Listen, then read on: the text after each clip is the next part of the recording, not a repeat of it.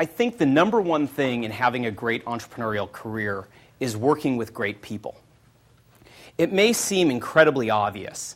You are surrounded by a lot of great people here at Stanford, and when you think of a lot of the entrepreneurial success stories that have come out of this university, Yahoo, eBay, Google, you tend to think of a lot of the financial rewards, the incredible success that people had. But for any of us who were around when these companies were being formed, I think the part that you remember most is the great people who were involved. And you will probably, as you think about your entrepreneurial career, try to predict what will be the great companies.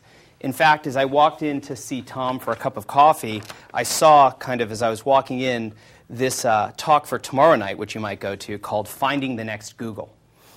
And I think that it's a very common objective for people when they're here, whether they're undergraduates or graduate students, to think about what's going to be the next Google or Yahoo or eBay.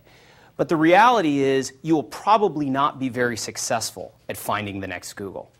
In fact, venture capitalists who have 5 to 10 portfolio companies at any given time aren't usually that effective at knowing which specific one will be the great hit.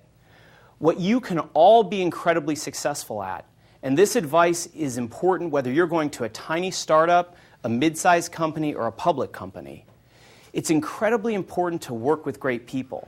And I'm confident that every single person in this room can figure that part out. When I think about all the people who were great in my career, and you think to yourself, how could I explain to you to find those great bosses? I think it's actually easier than you think, because you've done it earlier in your lives. You probably have had a teacher, a coach, a professor, somebody who took that special amount of interest in you during your early academic career. And that person probably made a big difference.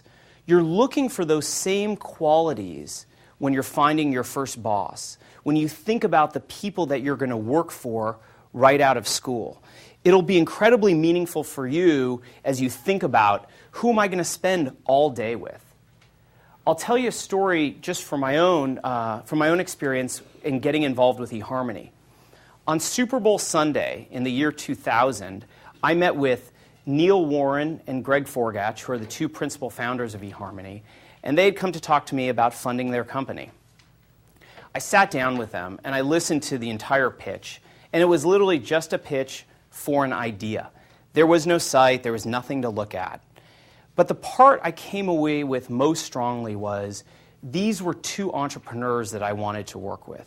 They would be great people to collaborate with. And as I talk to many people I know who have had long and successful careers with ups and downs, the part it always comes back to is the quality of people that they worked for.